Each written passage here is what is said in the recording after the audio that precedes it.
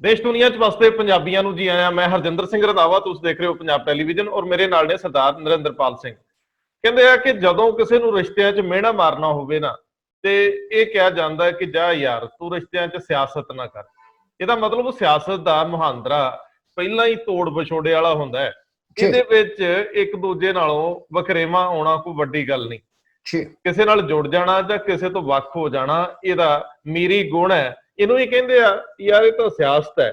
ਇਹ ਸਕੀ ਕਦੋਂ ਕਿਸੇ ਦੀ, ਜਦੋਂ ਰਿਸ਼ਤਿਆਂ ਦੇ ਵਿੱਚ, ਸਿਆਸੀ ਰਿਸ਼ਤਿਆਂ ਦੇ ਵਿੱਚ ਤੋੜ ਫੋੜ ਹੁੰਦੀ ਆ ਤੇ ਲੋਕ ਬੜਾ ਸਵਾਦ ਲਾ ਕੇ ਵੇਖਦੇ ਆ। ਹਾਂ, ਇਨੀ ਦਿਨੀ ਅਕਾਲੀ ਪੋਲਿਟਿਕਸ ਦੇ ਵਿੱਚ ਵੀ ਇਹ ਸਵਾਦ ਲਿਆ ਜਾ ਰਿਹਾ। ਅਕਾਲੀ ਜਿਨ੍ਹਾਂ ਨੂੰ ਕਦੇ 9 ਮਾਸ ਦੇ ਰਿਸ਼ਤੇ ਵਾਲੀ ਗੱਲ ਕਹਿੰਦੇ ਸੀ ਔਰ ਮੀਆਂ ਬੀਵੀ ਦੇ ਰਿਸ਼ਤੇ ਵਾਲੀ ਗੱਲ ਕਹਿੰਦੇ ਸੀ, ਉਹਨਾਂ ਨਾਲ ਅੱਜ ਕੁਝ ਕਸੈਲਾ ਜਿਹਾ ਮੂੰਹ ਹੋਇਆ ਪਿਆ।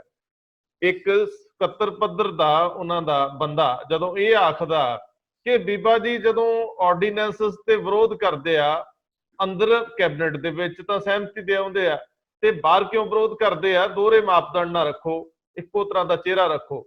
ਤੇ ਫਿਰ ਲੋਕ ਥੋੜਾ ਜਿਹਾ ਸਵਾਦ ਜਿਹਾ ਲੈ ਕੇ ਹੱਸਦੇ ਨੇ ਕਿ ਉਹ ਕਹਿੰਦੇ ਹੁੰਦੇ ਨਾ ਕਿ ਯਾਰੀ ਲੱਗੀ ਤੇ ਲਵਾਲੇ ਤਖਤੇ ਤੇ ਟੁੱਟੀ ਤੇ ਚਗਾਠ ਪੱਟਦੀ, ਟੁੱਟੀ ਤੇ ਚਗਾਠ ਪੱਟ ਲਈ। ਹੁਣ ਇਹ ਚੁਗਾਠ ਪੱਟਣ ਦੀ ਲੋੜ ਨਹੀਂ ਸੀ, ਤਖਤੇ ਬਣੇ ਹੀ ਰਹਿਣ ਦਿੰਦੇ। ਪਤਾ ਨਹੀਂ ਹੁੰਦਾ ਕਦੋਂ ਚੰਗੇ ਮਾੜੇ ਦਿਨ ਗਾਂਹ ਪਿਛਾਂਹ ਹੋ ਜਾਂਦੇ ਆ। ਜੇ ਫਿਰ ਮੜਕ ਨਾਲ ਰਿਸ਼ਤਾ ਬਣ ਜਾਂਦਾ, ਗੁਰਦਾਸ ਮਾਨ ਉਹ ਗਾਣੇ 'ਚ ਗਾਉਂਦਾ ਹੁੰਦਾ ਨਾ, ਕਹਿੰਦਾ ਕਿ ਜੇ ਕਿਤੇ ਸੱਜਣਤਾ ਹੀ ਹੋਵੇ ਤੇ ਜਦੋਂ ਦੁਸ਼ਮਣੀ 'ਚ ਬਦਲੇ ਤੇ ਦੁਸ਼ਮਣੀ ਵੀ ਜੰਮ ਕੇ ਕਰੋ, ਕਿਉਂਕਿ ਫਿਰ ਤੋਂ ਜਦੋਂ ਸੱਜਣ ਬਣੋ ਤਾਂ ਇਹ ਸ਼ਿਕਵਾ ਨਾ ਰਹੇ ਕਿ ਸ਼ਰਮਿੰਦਾ ਹੋਣਾ ਪਿਆ। ਸੋ ਸਰਦਾਰ ਸਾਹਿਬ ਇਹ ਵੱਡਾ ਸਵਾਲ ਆ ਕਿ ਅਗਲੇ ਮਿਹਣਾ ਮਾਰ ਗਏ, ਹੁਣ ਮਿਹਣਾ ਮਾਰਨ ਵਾਲੇ ਬੰਦੇ ਦੇ ਕੱਦ ਤੇ ਨਾ ਜਾਓ, ਇਸ ਗੱਲ ਤੇ ਜਾਓ ਕਿ ਕੀ ਇਹ ਨੀਤੀ ਤਾਂ ਨਹੀਂ ਪਾਰਟੀ। ਬਿਲਕੁਲ। ਦੂਜਾ ਸਵਾਲ, ਦਿੱਲੀ ਦੇ ਵਿੱਚ ਇੱਕ ਵੱਡੇ ਕਾਲਮਨਿਸਟ ਨੇ, ਕਾਲਮਨਵੀਸ ਨੇ, ਜਗ ਬਾਣੀ 'ਚ ਲਿਖਦੇ ਆ, ਪੰਜਾਬ ਕੇਸਰੀ 'ਚ ਲਿਖਦੇ ਆ, ਜਸਵੰਤੋਂ ਅਜੀਤ। ਉਹਨਾਂ ਦਾ ਕੱਦ ਪੱਤਰਕਾਰਤਾ 'ਚ ਵੱਡਾ ਹੈ, ਲੇਕਿਨ ਜਿੱਦਾਂ ਦੀ ਉਹ ਖਬਰ ਦਿੰਦੇ ਆ ਉਹਦਾ ਕੋਈ ਨਾ ਕੋਈ ਆਧਾਰ ਤਾਂ ਬਣਨਾ ਚਾਹੀਦਾ। ਕਈ ਵਾਰੀ ਚਲੋ ਖਬਰਾਂ ਐਵੇਂ ਸ਼ਗੂਫੇ ਵੀ ਹੁੰਦੀਆਂ ਨੇ, ਲੇਕਿਨ ਜੇਕਰ ਏਡਾ ਵੱਡਾ ਬੰਦਾ ਜ਼ਿੰਮੇਵਾਰੀ ਨਾਲ ਲਿਖ ਰਿਹਾ ਤੇ ਅਖਬਾਰ ਜ਼ਿੰਮੇਵਾਰੀ ਨਾਲ ਛਾਪ ਰਿਹਾ, ਕਹਿੰਦੇ ਜੇ ਅੱਗ ਹੋਵੇ ਧੂਆਂ ਉੱਠਦਾ। ਸੋ ਉਹ ਜਿਹੜਾ ਬਾਦਲ ਪਰਿਵਾਰ ਦੇ ਰਿਸ਼ਤਿਆਂ ਦੇ ਵਿੱਚ ਵੀ ਖਟਾਸ ਦੀ ਗੱਲ ਹੈ, ਮੇਰੇ ਤਾਂ ਬਹੁਤੀ ਸੰਗੋਂ ਹਜਮ ਨਹੀਂ ਹੁੰਦੀ। ਚਲੋ ਸਿਆਣੇ ਇਹ ਵੀ ਕਹਿੰਦੇ ਆ ਕਿ ਯਾਰ ਜੇ ਗੱਲ ਹੋਈ ਹੋਊ ਤੇ ਤੁਰੀ ਆ। ਤੇ ਨਾਲ ਹੀ ਸਰਦਾਰ ਜੀ ਇਹ ਵੀ ਇੱਕ ਪਹਿਲੂ ਆ, ਆਖੇ ਕਹਿੰਦੇ ਜੀ ਵੀਰਪਾਲ ਨੇ ਸੁਖਬੀਰ ਬਾਦਲ ਤੇ ਇਲਜ਼ਾਮ ਲਾਤਾ। ਅਸੀਂ ਉਦੋਂ ਵੀ ਉਹਨੂੰ ਕੰਡੈਮ ਕੀਤਾ ਸੀ ਕਿ ਜਿੰਨਾ ਚਿਰ ਸਬੂਤ ਨਾ ਹੋਣ ਅਸੀਂ ਤਸਦੀਕ ਨਹੀਂ ਕਰਦੇ। ਲੇਕਿਨ ਉਹ ਅੰਦਰਲੇ ਜਾਣਨ ਵਾਲੇ ਆਖਦੇ ਆ ਕਿ ਉਹਦੇ ਖਿਲਾਫ ਯੂਥ ਦਾ ਪ੍ਰਧਾਨ ਪ੍ਰੈਸ ਕਾਨਫਰੰਸ ਕਰਦਾ ਬੰਟੀ ਰਮਾਣਾ। ਗੱਲ ਜੀ ਬਣੀ ਨਾ, ਕਹਿੰਦੇ ਜੀ ਉਹ ਸਵਾਦ ਨਹੀਂ ਆਇਆ ਜਿਹੜਾ ਵਿਕਰਮ ਮਜੀਠੀਏ ਦੀ ਪ੍ਰੈਸ ਕਾਨਫਰੰਸ ਦੇ ਵਿੱਚ ਹਮਲਾਵਰ ਰੁਖ ਵੇਖਣ ਨੂੰ ਮਿਲਦਾ। ਤੇ ਉਹ ਗੱਲ ਪ੍ਰੈਸ ਦੇ ਉੱਤੇ ਵੀ ਆਪਣੀ ਦਬਾ ਕੇ ਰੱਖ ਲੈਂਦੇ ਆ। ਜੇ ਕੋਈ ਜ਼ਿਆਦਾ ਬੋਲਣ ਲੱਗਦਾ ਹੈ ਤੇ ਉਹਨੂੰ ਵੀ ਥੋੜਾ ਜਿਹਾ ਭਾਰੇ ਸ਼ਬਦਾਂ ਨਾਲ ਆਪਣੀ ਗੱਲ ਮਨਾ ਲੈਂਦੇ। ਸੋ ਕਹਿੰਦੇ ਜੀ ਜੇ ਪ੍ਰੈਸ ਕਾਨਫਰੰਸ ਦਾ ਕੋਈ ਢੁਕਵਾਂ ਜਵਾਬ ਦੇਣਾ ਸੀ ਤੇ ਫਿਰ ਚੰਗਾ ਹੁੰਦਾ ਕਿ ਪਰਿਵਾਰ ਵੱਲੋਂ ਵਿਕਰਮ ਮਜੀਠੀਆ ਅੱਗੇ ਆਉਂਦੇ। ਇਹ ਕੁਝ ਲੋਕਾਂ ਦੀਆਂ ਕਿਆਸਰਾਈਆਂ। ਤੇ ਤੀਜੀ ਗੱਲ, ਦਿੱਲੀ ਦੇ ਵਿੱਚ ਜਿਹੜੀ ਸਿੱਖ ਪੋਲਿਟਿਕਸ ਹੈ ਉਹ ਵੀ ਹੁਣ ਸੁਰਖ ਹੁੰਦੀ ਜਾਂਦੀ ਆ, ਲਾਲ ਹੁੰਦੀ ਜਾਂਦੀ ਆ। ਉਹ ਨੀਲੇ, ਪੀਲੇ, ਕਾਲੇ, ਚਿੱਟੇ ਤੇ ਖੱਟੇ ਰੰਗਾਂ ਵਾਲੀ ਸਿਆਸਤ ਹੁਣ ਸ਼ਬਦ ਬਾਣਾਂ ਵੱਲ ਵੱਧਦੀ ਪਈ ਹੈ। ਸੋ ਇਹ ਤਿੰਨ ਵੱਡੀਆਂ ਖਬਰਾਂ ਦੇ ਉੱਤੇ ਅਸੀਂ ਗੱਲ ਕਰਾਂਗੇ। ਸਭ ਤੋਂ ਪਹਿਲੀ ਖਬਰ ਆਪਾਂ ਲੈਂਦੇ ਆ ਕਿ ਬੀਜੇਪੀ ਔਰ ਅਕਾਲੀ ਦਲ ਆਮਣੇ ਸਾਹਮਣੇ ਹੋਣ ਦੀ ਸਥਿਤੀ 'ਚ ਆ ਗਏ ਨੇ। ਜੇ ਬਾਣ ਸ਼ਬਦਾਂ ਦਾ ਕਿਧਰੋਂ ਵੀ ਛੱਡਣਾ ਹੋਵੇ, ਦੇਖੋ ਬਿਨਾਂ ਕੋਈ ਕੰਸੈਂਟ ਲਏ, ਪਿੱਛੋਂ ਝੰਡੀ ਹਿੱਲੀ ਹੈ ਤਾਂ ਹੀ ਅੱਗੇ ਬੋਲਿਆ ਕੋਈ। ਮੈਂ ਕਿਹਾ ਬਿਨਾਂ ਕੰਸੈਂਟ ਦੇ ਪਾਰਟੀ ਲੀਡਰਸ਼ਿਪ ਦੀ ਹਦਾਇਤ ਤੋਂ ਬਿਨਾਂ ਇਸ ਤਰ੍ਹਾਂ ਦੇ ਅਹੁਦੇ ਵਾਲਿਆਂ ਨੇ ਅਹੁਦੇ ਨਹੀਂ ਗਵਾਉਣੇ ਹੁੰਦੇ। ਇਹਦਾ ਪਤਾ ਨਹੀਂ ਹਿਲ ਸਕਦਾ। ਹਾਂ, ਔਰ ਫਿਰ ਕਿੱਥੇ ਹਮਲਾ ਕਿੱਥੇ ਕਰ ਰਹੇ ਆ?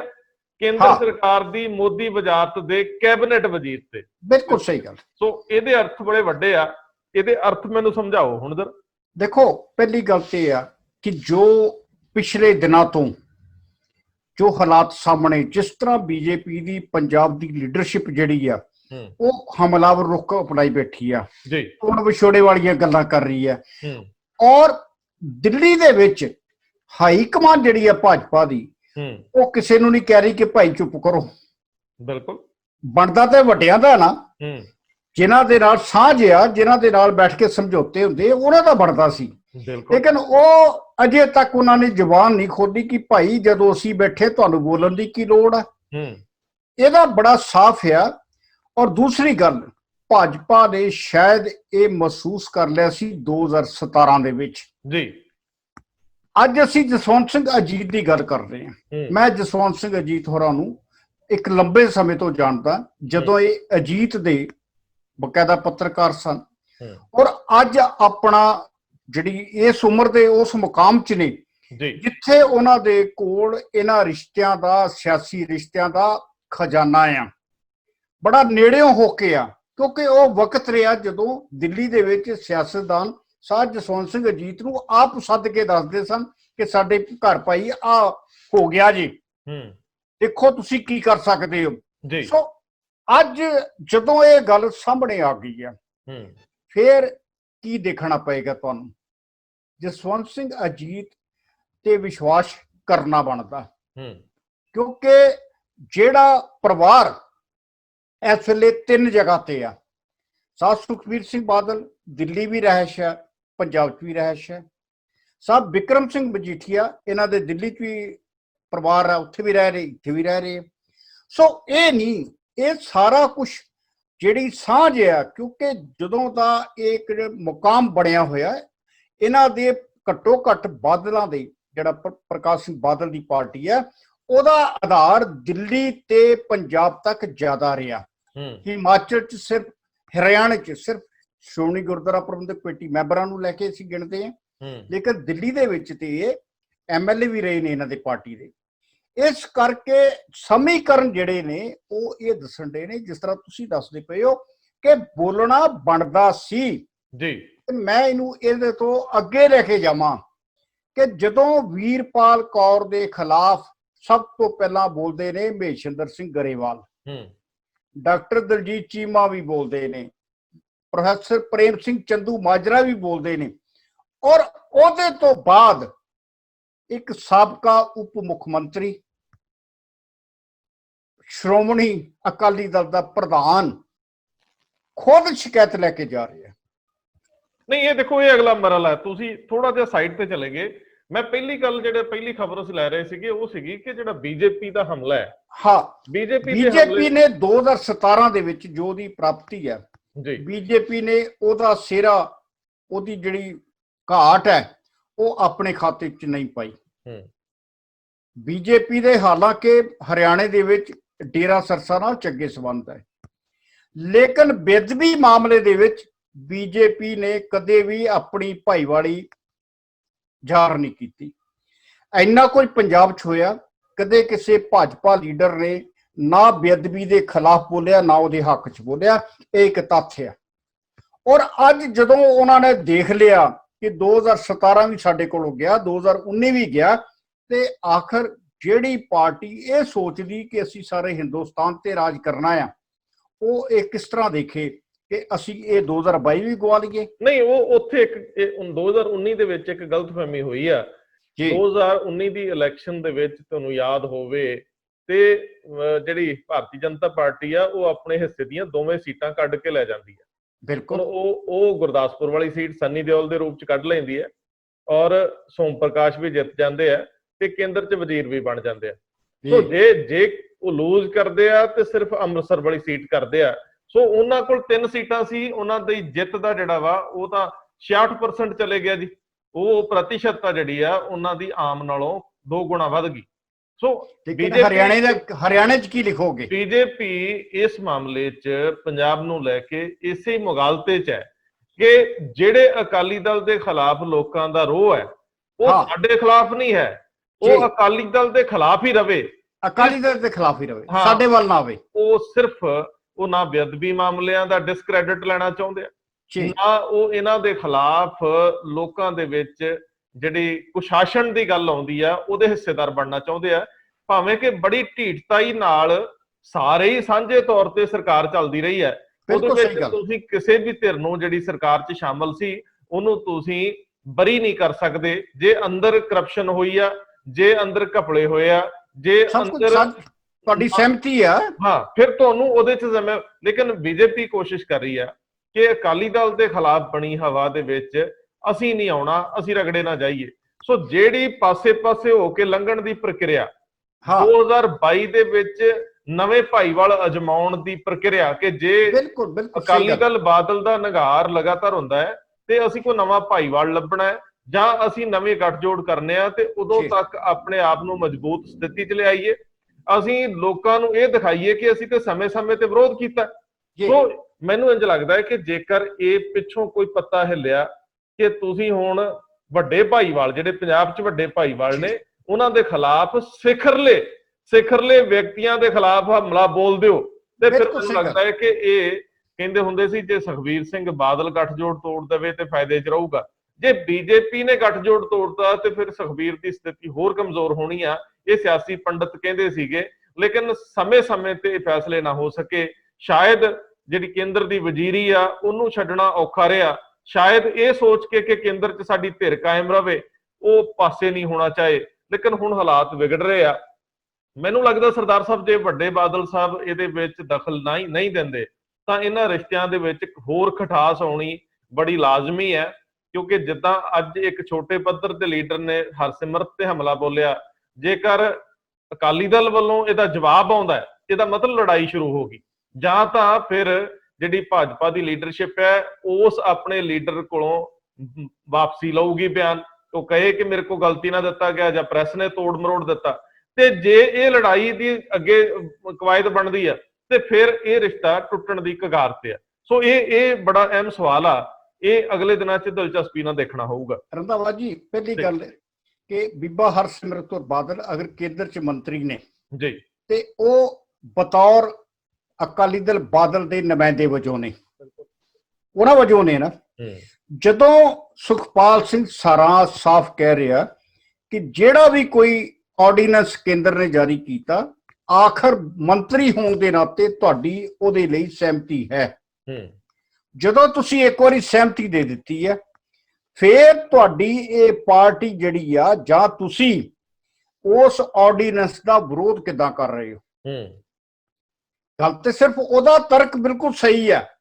ਦੇਖੋ, ਚਾਹੇ ਉਹ ਇਹਨਾਂ ਦਾ ਅੰਦਰੂਨੀ ਹੋਵੇ ਮਾਮਲਾ, ਲੇਕਿਨ ਉਹਨਾਂ ਦਾ ਕਹਿਣਾ ਸਹੀ ਆ।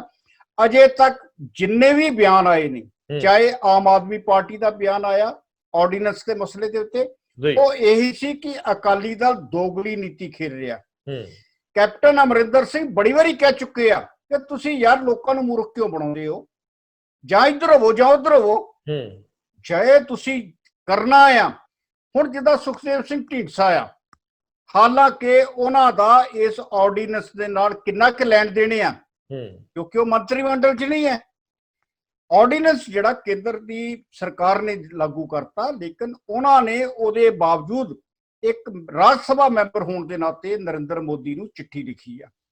ਉਹ ਚਿੱਠੀ ਜਨਤਕ ਵੀ ਹੋਈ ਹੈ। ਕੀ ਐਸੀ ਕੋਈ ਚਿੱਠੀ ਸਾਧ ਸੁਖਬੀਰ ਸਿੰਘ ਬਾਦਲ ਨੇ ਬਤੌਰ ਮੈਂਬਰ ਪਾਰਲੀਮੈਂਟ ਕਿਤੇ ਲਿਖੀ ਨਰਿੰਦਰ ਮੋਦੀ ਨੂੰ? ਸਾਡੇ ਸਾਹਮਣੇ ਨਹੀਂ ਆਈ।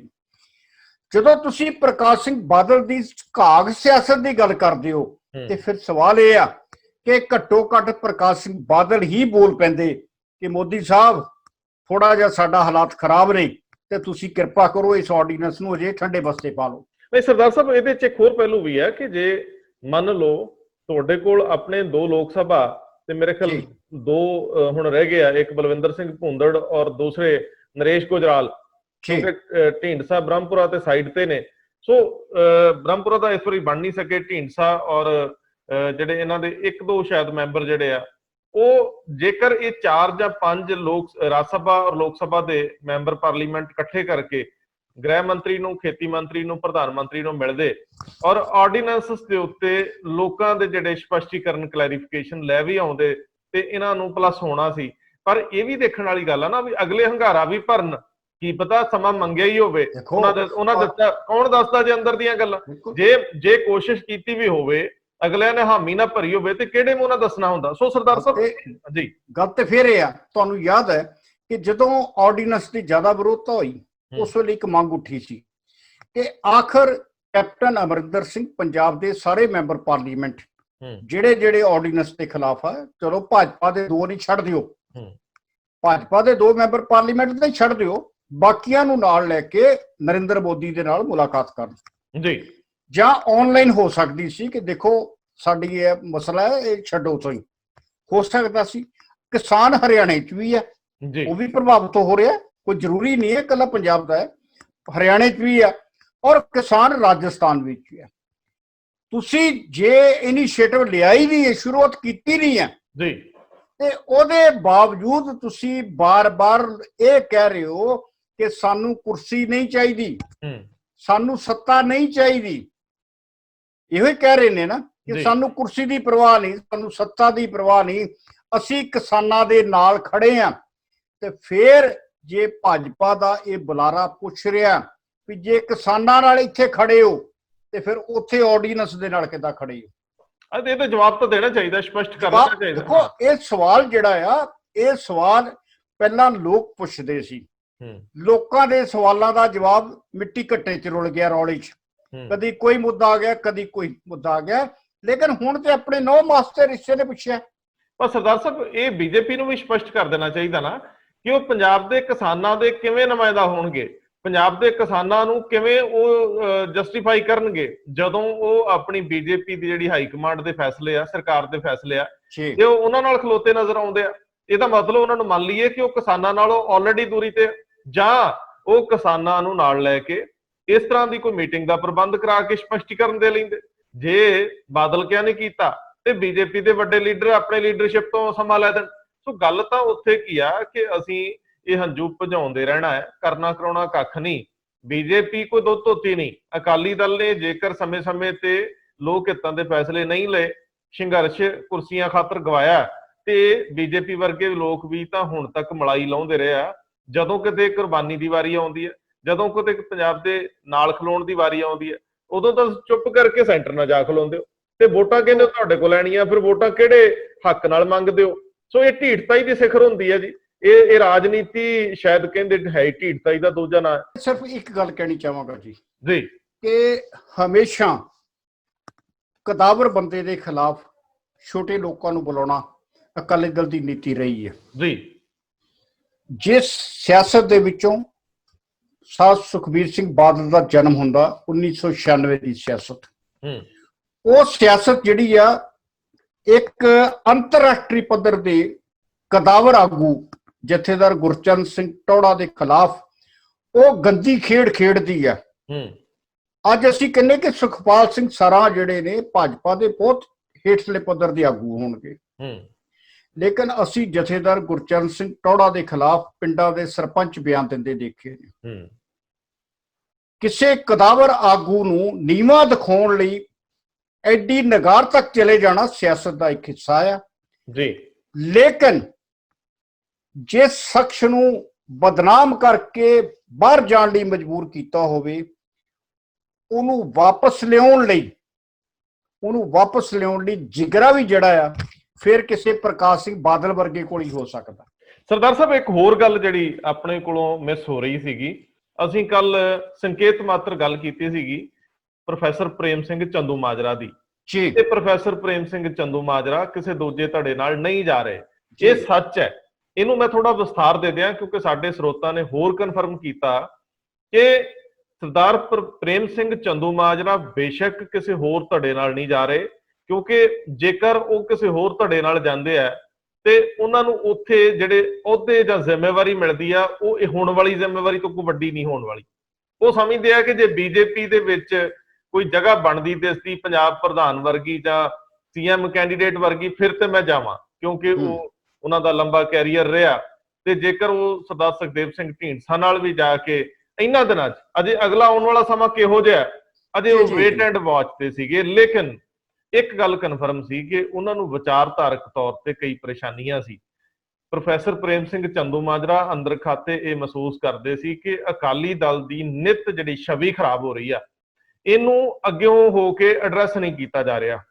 ਪ੍ਰੋਫੈਸਰ ਪ੍ਰੇਮ ਸਿੰਘ ਚੰਦੂ ਮਾਜਰਾ ਦਾ ਇਹ ਵੀ ਤਲਖ ਗਿਲਾ ਸੀਗਾ ਕਿ ਅਸੀਂ ਦਿਨੋਂ ਦਿਨ ਨਿਵਾਣ ਵੱਲ ਜਾ ਰਹੇ ਹਾਂ, ਨੁਕਸਾਨ ਵੱਲ ਜਾ ਰਹੇ ਹਾਂ, ਤੇ ਨੁਕਸਾਨ ਵਾਲੀ ਪਾਰਟੀ ਦੇ ਵਿੱਚ ਰਹਿ ਕੇ ਵੀ ਅਸੀਂ ਕੁਝ ਨਹੀਂ ਕਰ ਪਾ ਰਹੇ ਤੇ ਸਾਡੀ ਸਲਾਹ ਵੀ ਉਸ ਪੱਧਰ ਤੇ ਨਹੀਂ ਲਈ ਜਾਂਦੀ। ਇਹ ਉਹਨਾਂ ਨੂੰ ਤਕਲੀਫ ਸੀ। ਇਹ ਉਹਨਾਂ ਨੇ ਕਨਵੇ ਵੀ ਕੀਤੀ ਕਿ ਸਭ ਠੀਕ ਨਹੀਂ ਹੋ ਰਿਹਾ, ਮੈਂ ਕੋਈ ਬਹੁਤਾ ਖੁਸ਼ ਨਹੀਂ। ਸੋ ਇਹ ਉਹਨਾਂ ਦੀ ਨਾ ਖੁਸ਼ੀ ਬਾਦਲਕਿਆਂ ਲਈ ਸਿਰਪਿੜ ਬਣੀ, ਤਾਂ ਕਰਕੇ ਸਰਦਾਰ ਸੁਖਬੀਰ ਸਿੰਘ ਬਾਦਲ ਰੂਟੀਨ ਗੇੜਿਆਂ ਵਾਂਗ ਉਹਨਾਂ ਕੋਲ ਇੱਕ ਤੋਂ ਵੱਧ ਵਾਰੀ ਪਹੁੰਚਦੇ ਆ। ਉਹਨਾਂ ਦੇ ਘਰ ਦੇ ਵਿੱਚ ਹੀ ਸ਼ਾਇਦ ਪੀਏ ਜਿਹੜੀ ਕੋਰ ਕਮੇਟੀ ਦੀ ਇੱਕ ਮੀਟਿੰਗ ਚੰਦੂਮਾਜਰਾ ਸਾਹਿਬ ਵੱਲੋਂ ਵੀ ਬੁਲਾਈ ਜਾਂਦੀ ਹੈ, ਉਹਨਾਂ ਦੇ ਘਰੇ ਮੀਟਿੰਗ ਕੀਤੀ ਜਾਂਦੀ ਹੈ। ਸੋ ਉਹਨਾਂ ਨੂੰ ਇਹ ਅਹਿਸਾਸ ਕਰਾਉਣ ਦਾ ਯਤਨ ਕੀਤਾ ਗਿਆ ਕਿ ਤੁਸੀਂ ਕਿੰਨੇ ਅਹਿਮ ਹੋ। ਪਰ ਪ੍ਰੋਫੈਸਰ ਪ੍ਰੇਮ ਸਿੰਘ ਚੰਦੂਮਾਜਰਾ ਜਿਹੜੇ ਕਿ ਸਿਆਸਤ ਦੇ ਪੁਰਾਣੇ ਘਾਗ ਨੇ, ਘੁਲਾਟੀਏ ਨੇ, ਜਿਨ੍ਹਾਂ ਨੂੰ ਪਤਾ ਕਿ ਕਦੋਂ ਕੀ ਪੈਂਤੜਾ ਲੈਣਾ, ਉਹਨਾਂ ਦਾ ਨਿੱਜੀ ਤੌਰ ਤੇ ਦਲ ਦੇ ਨਾਲ ਹੁੰਦਿਆਂ ਵੀ ਵਿਚਾਰਾਂ ਦੇ ਨਜ਼ਰੀਏ ਤੋਂ ਵਖਰੇਵਾਂ ਜ਼ਾਹਰ ਕਰਨਾ ਇਹ ਦਰਸਾਉਂਦਾ ਹੈ ਕਿ ਉਹ ਨੈਗੋਸੀਏਸ਼ਨ ਦੀ ਸਥਿਤੀ 'ਚ ਨੇ। ਉਹ ਜੋ ਵੀ ਚਾਹੁਣ ਮੰਗ ਮਨਵਾ ਸਕਦੇ ਇਹਨਾਂ ਦਿਨਾਂ ਦੇ ਵਿੱਚ।